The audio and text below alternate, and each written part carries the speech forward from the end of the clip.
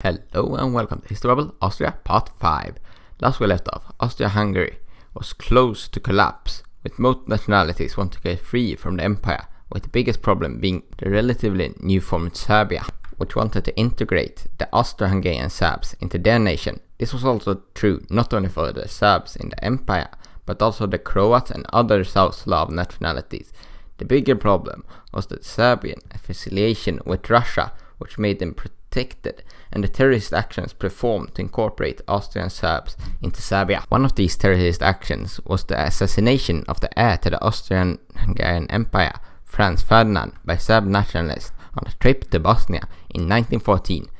This attack was only one of the many Serb acts of terrorism in Austrian Bosnia and Croatia to progress the goal of a greater Serb South Slav nation, even if the emperor and large part of the empire wanted war with Serbia and to stop their encroachment on the land occurring in the past decades, but could not do this directly because of the web of alliances connected to Serbia with their protector Russia and their strong ally in France and a weaker alliance with Britain. Before war could be commenced, Austria needed to get their ally in Germany to their side, convince the Hungarian part of the empire to join them and not look as much as the aggressor. The Germans came over quite easily, but Hungary was harder.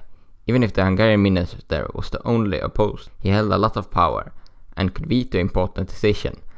And because of this, the rest of the parliament had to agree to send an ultimatum to Serbia rather than declare war. But this was mostly a hollow promise, since the rest of the minister also wrote the ultimatum to provoke Serbia as much as possible and to make them not accept and thus start a war anyway. They agreed to war, even if they knew the inherent risk in it, since both Russia and France had way better armies than theirs and could also provoke other nations such as Britain, Montenegro or Romania to join them. Even with the decision for war, they had to wait, since the majority of the troops were on harvest leave, and when they were scheduled to return, the Russian and French held a diplomatic meeting and they did not want them to coordinate their attacks. After all that, the ultimatum was sent and included demands that Serbian officials associated with the terrorists would be arrested and that Austrian police would investigate about the rebels and sympathizers within the Serbian borders, which was unacceptable. And because of these unacceptable demands, Russia promised Serbia to join them in case of war, which made them fully endorse rejectment of most points, but it still took a few days for Austria to start mobilization and 3 more days after that for the war to start. The Russians were faster and Germany was starting as well. The war started really bad for Austria-Hungary, not only losing to Russia, but also tiny Serbia, with their invasion being repulsed. This was while the army held up decently, considering the many rebellious nationalities within the empire fighting for them. But by the end of the first year, they had lost 4/5 of their professional army and half of the officers. The next year of 1915 went better, with Serbia being occupied with the help of Bulgaria and Germany, and a joint offensive with Germany pushing back Russia. Still, Franz Josef's refusal of ceding territory to Italy for an alliance made him join the side of the Entente, and their offensive against them was a large failure.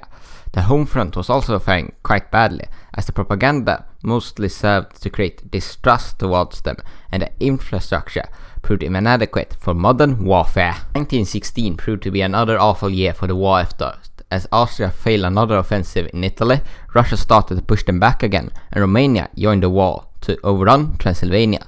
This resulted in the intervention of Germany, pushing back the Russians again and occupying Romania, and mostly taking over the leadership within the Austro-Hungarian army. A large part of Austria-Hungary, including the emperor, now wanted peace, but the emperor died before anything could be arranged, and it could not be accepted by Germany. Karl, the new emperor, started his reign with some liberalization and continuing the hope for peace. He even tried to send secret messages to France for this goal, but to no avail. 1917 considered much the same as the end of last year, with victories in the east even capitulating the Russians after the October Revolution, and victory over Italy for the Austro-German forces when they took the defensive. After peace talks fell down with the French and Austria-Hungary completely sided with Germany, the documents were released and they lost their credibility in the eyes of both Germany and Entente. When the war was lost for Austria-Hungary in the end of 1918, the Czech soon declared independence as Czechoslovakia, with Croatia soon following suit, voting for union with Serbia. Hungary soon also left their agreement. With the calls for democracy in German Austria or union with Germany, Karl saw that there was no place left for the Habsburg monarchy and resigned. The rest of the empire fell into the hands of Yugoslavia, Romania, Italy, and the newly restored Poland.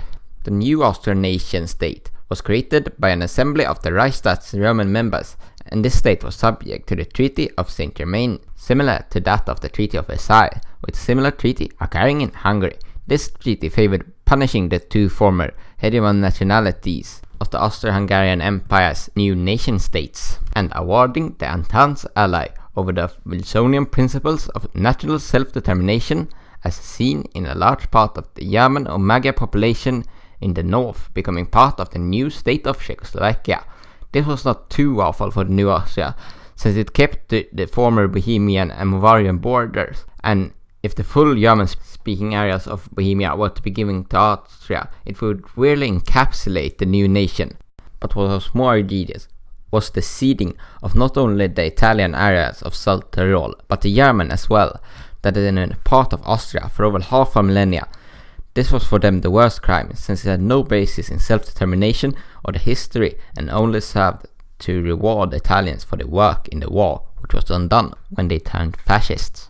If all the Germans within the former state of Austria-Hungary are counted, it amounted to about 10 million compared to the 6 million that ended up in the new state of German Austria, even though still within the new nation saw little affiliation, with Vorarlberg voting 80% to join Switzerland, but neither Austria, Switzerland or the Entente allowed this, with a large part of the rest of the nation instead wanting integration into Germany, especially in northern Czechoslovakian Bohemia. The Austrian Assembly even tried to push this, but the Allies, and especially France, did not allow this to happen.